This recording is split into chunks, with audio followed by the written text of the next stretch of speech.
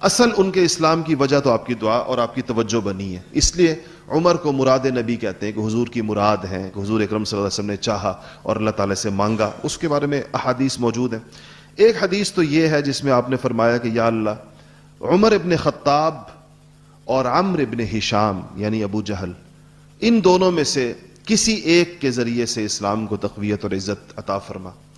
ایک تو یہ روایت. ایک روایت حدیث کی جو آتی ہے وہ خاص سیدنا عمر ابن الخطاب کے بارے میں کہ رسول اللہ صلی اللہ علیہ وسلم فرمایا کہ اللہم اید الاسلام بعمر ابن الخطاب خاصتاً، یا اللہ خاص طور پر عمر ابن خطاب کے ذریعے سے تو اسلام کو تقویت نصیب فرما. تو یہ آپ کی اس دعا کا نتیجہ تھا.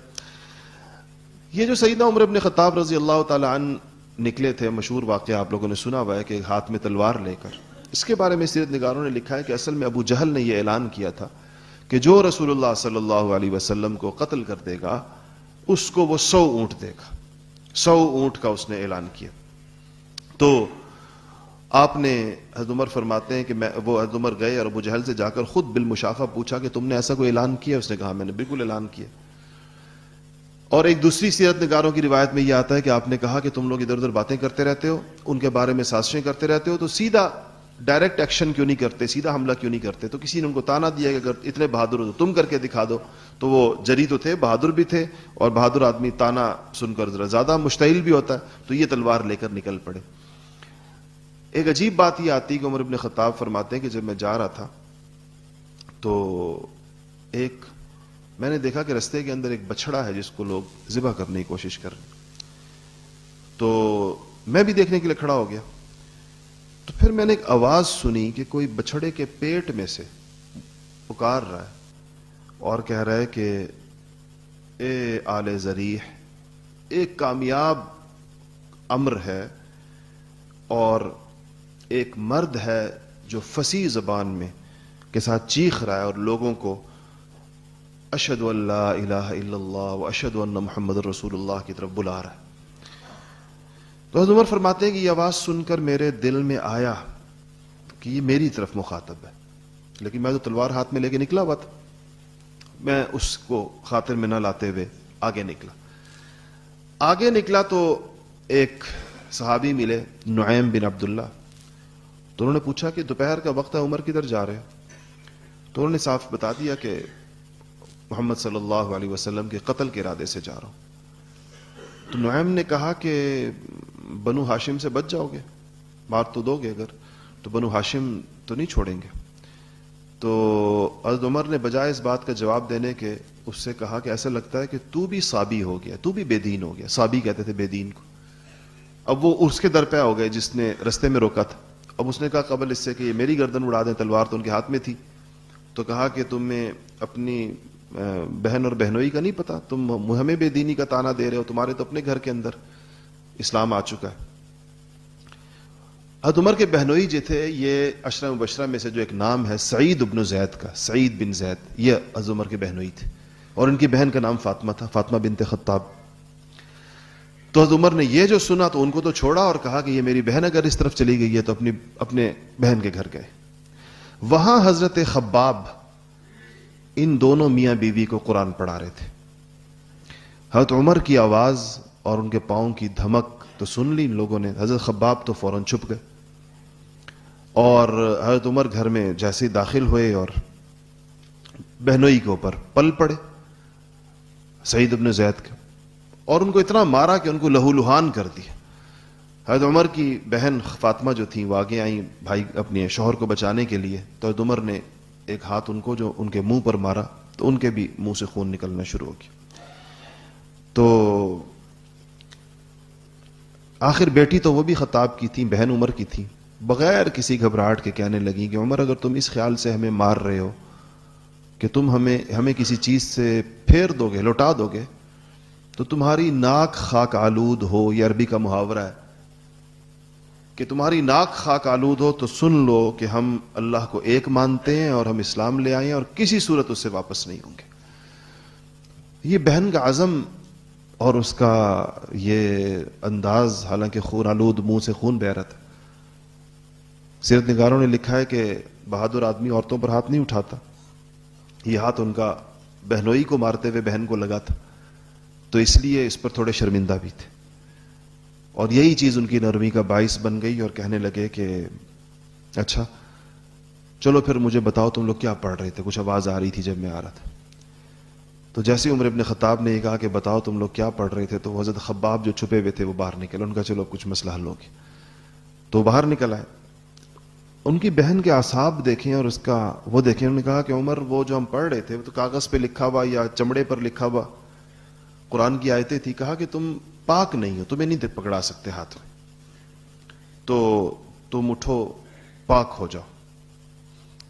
تو حضرت عمر رضی اللہ تعالیٰ عنہ نے، بعض روایتوں میں وضو کا آتا ہے، بعض روایتوں میں غسل کا آتا ہے، کہ انہوں نے وہیں بہن کے گھر کے اندر وضو یا غسل کیا، اور بہن نے، خباب نے یا ان کے بہنوئی نے یا ان کو یا خود حضرت عمر پڑھنا لکھنا جانتے تھے، ان چند لوگوں میں سے مکہ میں جو پڑھنا لکھنا جانتے تھے، تو انہوں نے پڑھنا شروع کیا، تو سامنے سورہ طٰہٰ تھی، طٰہٰ ما انزلنا علیک القرآن لتشقی۔ تو یہاں جب پہنچے اننی انا اللہ لا الہ الا انا فاعبدنی واقم الصلاۃ لذکری، تو کہنے لگے کہ اس آیت پر پہنچے، کہنے لگے کہ یعنی جب وہ جن آیتوں کا ترجمہ ہے کہ جا کے میں، جہاں اللہ کہہ رہے ہیں کہ اننی انا اللہ، میں ہی معبود ہوں، برحق ہوں، میرے سوا کوئی معبود برحق نہیں، بس میری عبادت کرو اور نماز کو میری یاد کے لیے قائم کرو۔ یہاں پہنچے تو کہنے لگے کیا خوبصورت کلام ہے، کیا احسن کلام ہے یہ۔ اور تو حضرت خباب نے کہا عمر تم کو بشارت ہو، میں نے رسول اللہ صلی اللہ علیہ وسلم سے تمہارے بارے میں ایک دعا سنی اور مجھے لگتا ہے کہ وہ دعا قبول ہو گئی ہے، تمہارے اسلام کی حضور نے فرمایا۔ تو عمر نے فرمایا کہ مجھے لے چلو، حضور کے پاس لے چلو۔ حضرت خباب نے ان کو دار ارقم کا رستہ دکھایا۔ اب یہ تھے تو تلوار کے ساتھ، تو وہی تلوار لے کر ہاتھ میں پہنچے دار ارقم، تو وہاں صحابہ دروازہ بند کر کے اندر تھے۔ 3 دن پہلے جس طرح میں نے بتایا حمزہ ابن عبد المطلب اسلام لا چکے تھے، تو دروازہ کھٹکھٹایا عمر فاروق نے، تو صحابہ نے دروازے کی جھری سے دیکھا تو عمر اور ہاتھ میں تلوار، پورے مکان میں سراسیمگی پھیل گئی کہ عمر آئے ہیں، ہاتھ میں تلوار ہے۔ تو آپس میں مشہد، حمزہ بھی تھے، ان کو نہیں پتا چلا، دروازہ کسی اور نے کھولا، یعنی دیکھا جا کر، تو یہ لوگ آپس میں بات کر رہے ہیں کہ کیا کریں، عمر ہیں باہر اور تو کسی خطرناک ارادے سے لگتے ہیں آئے ہوئے، اور ان کو روکے گا کون؟ حمزہ نے پوچھا کیا بات ہے؟ لوگوں نے کہا کہ جو عمر ابن خطاب ہے، ہاتھ میں ننگی تلوار ہے۔ تو حمزہ وہ تو اسد اللہ و اسد رسول ہی، اللہ اور اس کے رسول کے شیر، تو انہوں نے کہا کہ کھول دو دروازہ، اگر عمر کسی خیر کے ارادے سے آیا ہے تو خیر پائے گا، اور اگر کسی شر کے ارادے سے آیا ہے تو اسی تلوار سے اپنا سر اتروائے گا۔ تو انہوں نے دروازہ کھول دیا، حضرت عمر اندر آئے تو حضور اکرم صلی اللہ علیہ وسلم نے، آپ پر وحی نازل ہو رہی تھی، دوسرے کمرے میں تھے، آپ تشریف لائے سامنے، تو آپ نے کہا کہ عمر کیا تم اس وقت کے منتظر ہو کہ جب اللہ جل شانہ کا ذلت والا دردناک عذاب تم لوگوں پر مسلط کر دیا جائے؟ پھر آپ نے کہا کہ ایک اور روایت کے اندر آپ نے کہا کہ یا اللہ یہ عمر ابن خطاب ہے، اللہم اہدہ، یا اللہ اس کو ہدایت نصیب فرما۔ اس کے بعد آپ نے جب وہ جملہ کہا تو اور ایک آیت ہے اللہم ھذا عمر ابن الخطاب، اللہم اعز الدین بعمر ابن الخطاب، یا اللہ اس دین کو عمر کے ذریعے سے عزت نصیب فرما۔ اور پھر کہا کہ عمر کیا تم باز نہیں آؤ گے، اس وقت تک باز نہیں آؤ گے کہ جب تک اللہ تعالیٰ کو رسوا کر دینے والا عذاب نازل نہ فرمائے؟ تو حضرت عمر نے فرمایا کہ یا رسول اللہ میں اسی لیے حاضر ہوا ہوں کہ میں ایمان لاؤں۔ اور اس کے بعد آپ نے کہا اشہد ان لا الہ الا اللہ اشہد ان محمد رسول اللہ۔ اس پر پہلا نعرہ تکبیر جو بلند کیا وہ خود رسول اللہ صلی اللہ علیہ وسلم نے، عمر کے اسلام، اور اس پر صحابہ کرام نے جو اس کا جواب دیا، کہتے ہیں پوری وہ جو کوہ صفا جس کے پاس یہ مکان تھا دار ارقم، وہ پورا پہاڑ میں آواز گونجتی ہے، تو پورے پہاڑ کے اندر آواز گونجی کہ عمر ابن خطاب اسلام لے آئے۔ شاید یہ کہہ سکتے ہیں کہ یہ ان 5-6 سالوں کی سب سے بڑی خوشخبری تھی جو رسول اللہ صلی اللہ علیہ وسلم کو ملی اور جو صحابہ کو ملی۔ اور اس کے بعد پھر عمر تو عمر تھے، وہ تھے نہیں جو کہیں چھپ کر بیٹھتے۔ کہتے ہیں ان کے باہر نکلے، کہنے لگے کہ میں نے سوچا کہ کون سا ایسا شخص ہے کہ جس کو میں اپنے اسلام لانے کا بتاؤں تو یہ پورے مکہ میں ڈھنڈورا پیٹ دے گا میرے مسلمان ہونے کا۔ تو کہتے ہیں باہر نکلے تو اس جس شخص کو انہوں نے سمجھا کہ اس کے لیے یعنی اس کام کا ایک آدمی تھے جو مکہ کے اندر اس بارے میں بہت زیادہ مشہور تھا، جمیل نام تھا اس کا، جمیل ابن معمر. تو کہتے ہیں میں اس کے پاس گیا اور میں نے کہا کہ جمیل تجھے پتا ہے کہ میں مسلمان ہو گیا ہوں؟ تو کہتے ہیں کہ یہ سنتے ہی جمیل کا تو کام ہی یہی تھا، وہ اٹھا اور اپنی چادر اٹھائی اور مکہ کی گلیوں میں شور مچانا شروع کر دیا کہ عمر مسلمان ہو گیا. عمر نہیں، وہ کہتا تھا عمر بے دین ہو گیا، عمر صابی ہو گیا، عمر بے دین ہو گیا. تو کہتے ہیں عمر اس کے پیچھے پیچھے کہتے تھے کہ یہ جھوٹ بول رہا ہے، میں بے دین نہیں ہوا، میں مسلمان ہو گیا ہوں، میں اللہ تعالیٰ پر میں ایمان لے کر آیا ہوں.